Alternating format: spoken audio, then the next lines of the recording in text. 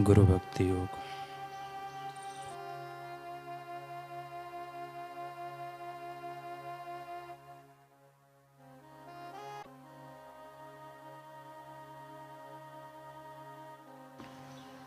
फल की आसक्ति रहित शुद्ध हृदय की गुरु भक्ति से मुक्ति प्राप्त होती है। शोक एवं भय से मुक्ति हो, ऐसे गुरु के चरण कमल के सानिध्य में जाओ। अपने देवी गुरु के चरण कमलों में अपना हृदय रख दो। अपने गुरुद्वार को, गुरु आश्रम को साफ करके सजाने के काम में अपने हाथों को लगाओ। गुरु शिष्य के बीच का संबंध बहुत ही पवित्र है। जो गुरु की सेवा करता है वह सब गुणों को प्राप्त करता है। अपनी आँखों का उपयोग अपने दिव्य गुरु की छवि को निहारने में करो। अपने मस्तक का उपयोग सद्गुरु के पावन चरणों में झुकाने के लिए करो।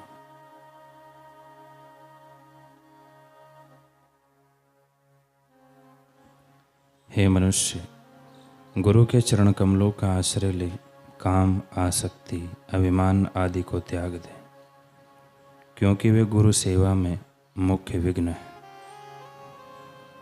कोई भी तृष्णा से रहित भक्ति भाव पूर्वक गुरु की भक्ति करो तो आपको उनकी कृपा प्राप्त होगी। अपनी संपत्ति, अपने शुभ कर्म, अपना तप आदि अपने पावन गुरु को अर्पण कर दो। तदंतर ही उनकी कृपा प्राप्त करने के लिए आपका हृदय शुद्ध होगा। नाली की ईंट गुंबद पर लगा दी जाए तो कहाँ गंदगी से सनी थी और कहाँ शिखर बन बैठी। उसका ऐसा भाग्य बनाने के लिए उस ईंट को मिस्त्री का तहे दिल से शुक्रगुजार होना चाहिए, क्योंकि मिस्त्री की ही तो करामत है। लेकिन अगर ईंट आहम करे कि मैं तो बनी ही गुंबद के लिए थी, तो मिस्त्री को कैसा बंधन वह फिर उसे नाली में लगा सकता है। इतिहास भरा पड़ा है ऐसे ही पात्रों से जिनको बनाया तो समय के पूर्ण ब्रह्मनिष्ठ सद्गुरुओं ने, लेकिन उन्हें एक कृपाहस्त दिखाई नहीं दिया।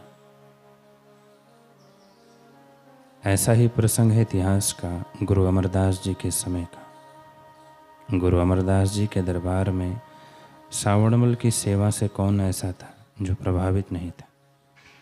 24 घंटे जैसे दिल को केवल धड़कना ही आता है, वैसे ही सावड़मल को केवल सेवा से ही प्रेम था। सच धन्य है वे सेवक जिनकी औकात तो जुगनों की तरह चमक देने की होती है, लेकिन उनका सच्चा प्रकाश सूर्य की भी छाती तक उतर जाता है।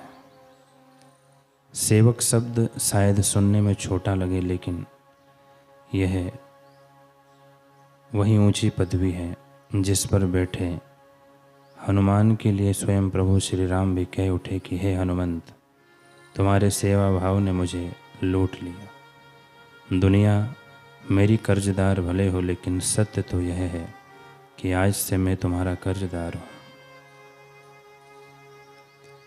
पिता जैसे अपने बच्चों को कंधों पर बिठाकर स्वयं से भी ऊंचा कर देता है, ठीक वैसे ही गुरु भी अपने कर्मनिष्ठ सेवक शिष्य को ऊंचाई देते हैं।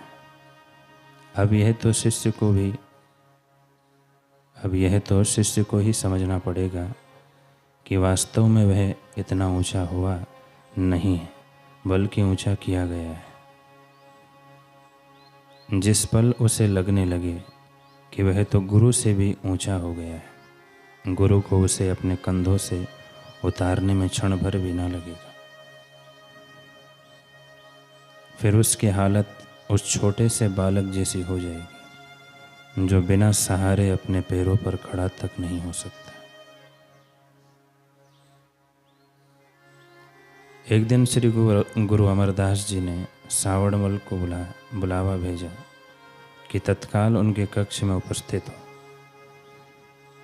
अगले चंद ही पलों में सावड़मल गुरुदेव के समक्ष उपस्थित हो गया। गुरुदेव ने कहा, सावड़मल, हम तुम्हारी सेवा से बहुत प्रसन्न हैं। हम चाहते हैं कि अब तुम धर्म प्रचार की सेवा भी करो। जन जन तक भक्ति और ज्ञान के उपदेश को फूलों की सुगंध की तरह फैला दो। कोई हृदय ऐसा ना हो जो बिना नाम सुमरन के धड़के।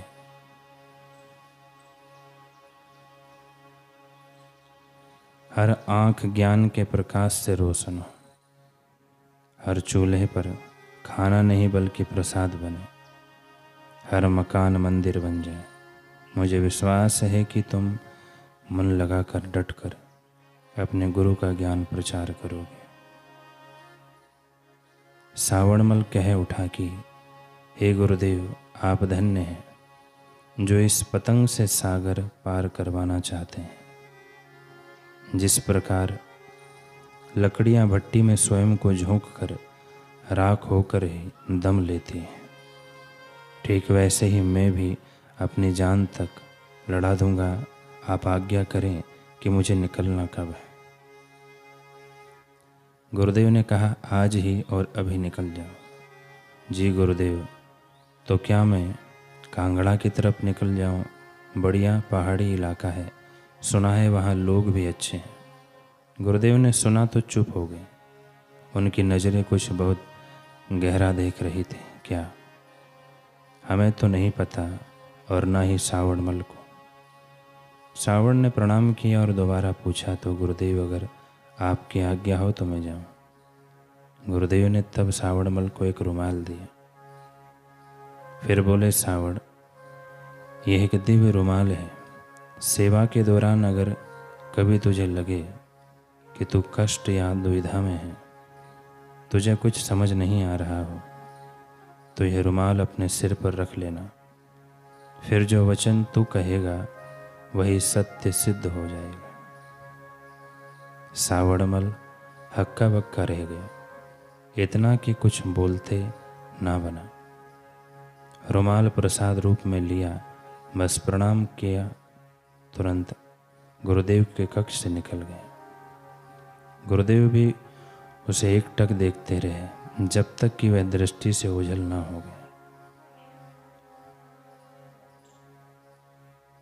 यहाँ यह प्रश्न उठना स्वाभाविक है कि सावणमल ने अपने गुरुदेव से क्यों नहीं पूछा कि महाराज, सुमरन ही जब हर कष्ट की दवा है, तो यह रुमाल क्यों?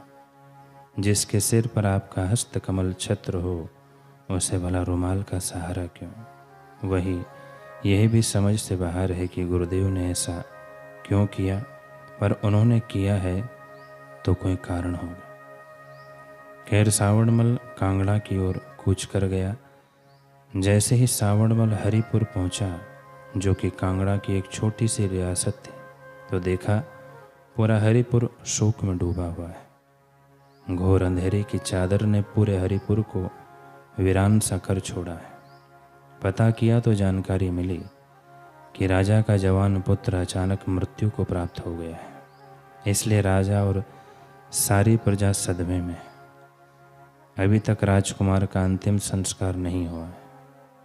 सावणमल ने सोचा, अगर राजा का पुत्र जिंदा हो जाए तो पूरे रियासत के लोग जल्दी से ज्ञान से जुड़ जाएंगे। हालांकि सावणमल ने सोचा तो प्रचार के निमित्त ही था, लेकिन गुरु